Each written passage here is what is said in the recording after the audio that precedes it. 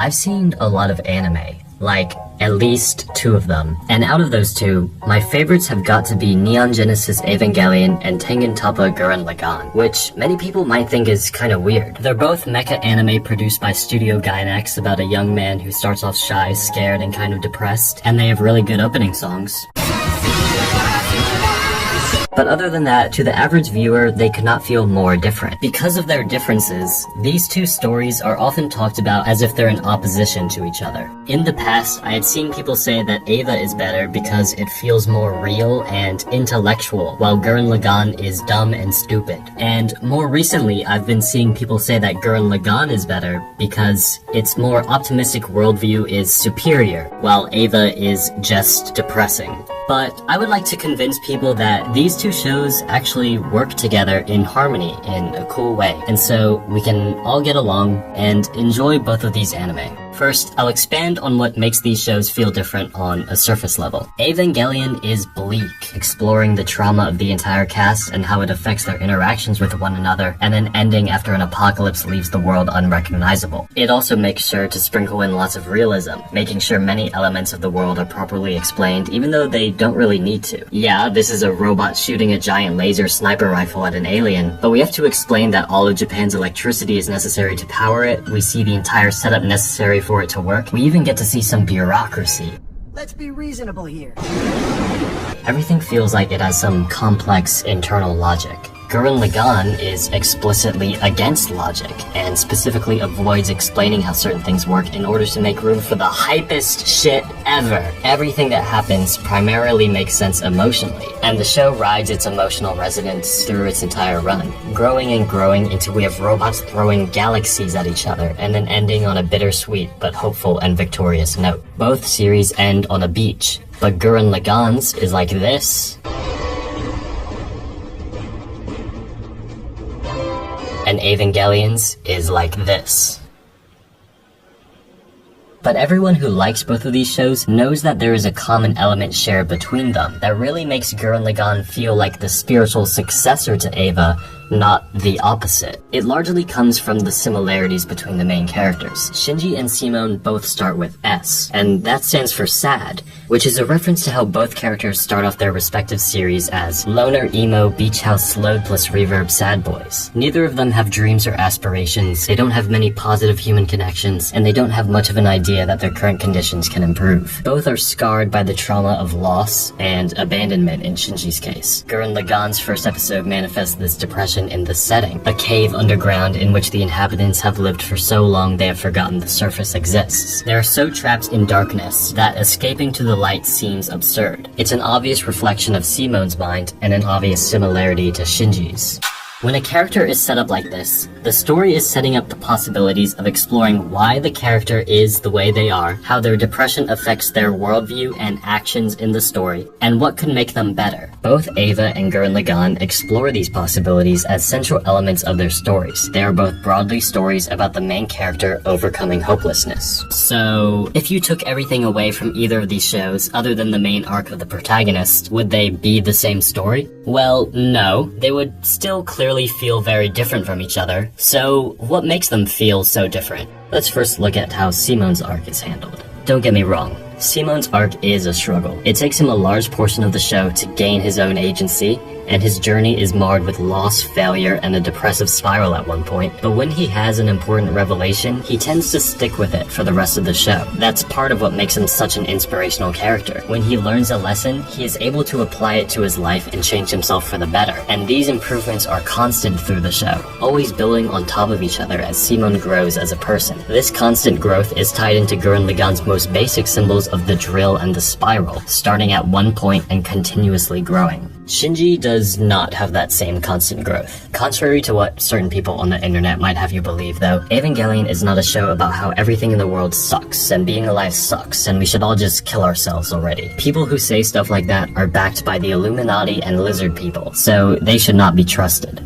Eva does explore many reasons that could make people think those things. Human connection is hard. Suffering under the weight of others' expectations is hard. Being alive in this world filled with problems is hard. But Evangelion tells us to remember that Anywhere can be paradise, as long as you have the will to live, because as long as you are alive, there is hope that you will find happiness. Shinji realizes this towards the end of the movie, like they literally say what I just said. And then Shinji chooses to continue living despite the world having been destroyed and despite the possibility of being hurt by others, fueled purely by the hope that if he does find another human, he might be able to make a real connection with them. There aren't many things more positive and hopeful than that. Shinji's journey to reach that conclusion, though, often involves him going back and forth between improving and returning to his old ways. Evangelion is a story of Shinji constantly getting himself hyped up for the job, managing to actually connect with people, and making small but still impressive personal growth, only to eventually be torn down again by some new horrible event occurring, or his own internal hang-ups coming back to him. Usually a combination of both, actually. The only thing consistent about his growth is inconsistency. Some might say that this makes Eva less satisfying as a narrative, or that it assumes a view of personal growth that is unnecessarily negative. But fans of the show would probably say that this just makes Shinji a more realistic character. Many people get those pep talks, they manage to make connections with people, they genuinely feel like they have learned a life lesson and that they are ready to face the world. But then they still fail. Something out of their control messes up their expectations, or they find that they still just aren't able to do what they thought they had learned to do. And to experience such failure after feeling like you had finally fixed part of yourself makes it hurt even more. There are so many lessons that I learned and realized during the quarantine, and I thought I was ready to apply all of them to my life once the world was opened back up, because I am still a naive child, and I kind of thought that I had fixed myself completely. But when I went back to school in person, I still found myself struggling to talk to people, still worrying about the perceptions of others, and still struggling with self-confidence. Even just thinking back to the Wonder Egg priority video I made, I recognize that I haven't completely followed through on the goals I set for myself back then. I am still not very good at being a friend. Gurren Lagann, just like the pep talks Shinji gets in Eva, can make you feel like you are fixed. That, like Simone, you've changed yourself in some positive way, and that you'll be improved in that way for the rest of your life. But sometimes, you still fail.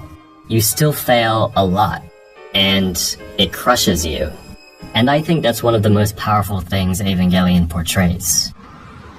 In that way, Eva is just more real than Gurren Lagann, because despite how hard it was for Simon to learn the lessons that he learned, real life is usually even harder. People don't usually get on the path to self-improvement and stay on it permanently. It's almost always a gradual process in which they often temporarily revert to old behaviors or fail to live up to their ideal goals for certain periods of time. The path to what we want to become or achieve is filled with progress and regression, both repeated many times at different magnitudes. So, if Evangelion is a more realistic portrayal of growth, does that mean it's better than Gurren Lagann? Would Simon's character have been more compelling if his story was more similar to Shinji's? No. Shut the fuck up, idiot. That is not what I am saying. Actually, I would say that I like Gurren Lagann more than Eva. Why? Well, these two shows are not trying to be the same thing. While Evangelion intends to be a realistic portrayal of personal struggle and growth based on the director's own experiences with depression, Gurren Lagann is meant to be the ideal version of a person's growth. The way that Simone changes and then sticks by that change for the rest of the series is what we should all aspire to be. Like him, we should try to stay consistent with the ways we have found to improve ourselves and the world around us. But we often fail to stay consistent, and that's where I think Evangelion becomes important. Shinji is stuck in a cycle of progress and regression throughout most of the series, but in the end, he still chooses to live and keep trying to improve. And that's something from Eva which I think is helpful to apply to your own life. You're not always going to be able to constantly improve, but what matters most is that you keep your will to do it, despite all your failures. But also, I think it's wrong to say that either series is better than the other based on these differing narrative choices. It makes perfect sense to say that you prefer one over the other. You might like Evangelion more because it portrays growth in a more grounded way that you can relate to more, or you might prefer Gurren Lagann because you enjoy seeing the idealized version of your own personal growth and see it as something to look up to. But to imply that either Evangelion's realistic approach or Gurren Lagann's idealistic approach is objectively a better narrative choice just seems wrong to me, because these narratives are not in opposition to each other. They serve distinct yet unified purposes. Gurren Lagann is an inspirational piece, in my opinion, the ultimate one. as it points us towards achieving the perfect life, perfect society, perfect whatever, and at the same time shows us an ideal example of personal growth in the form of Simon, who we can and should all look up to. But even Gurren Lagann recognizes that things don't always go perfect. Despite our will to improve, we still fail to make the best choices, or we lose people, and we can't bring them back. But then we have Evangelion, there to ground us in the worst of times, and tell us that it is normal to fail, or to regress, or be defeated. It is okay to not constantly improve, as long as you don't give into despair, and as long as you eventually pick yourself up and continue to struggle. Because as long as you continue to live, there is always hope that your drill might finally pierce the heavens.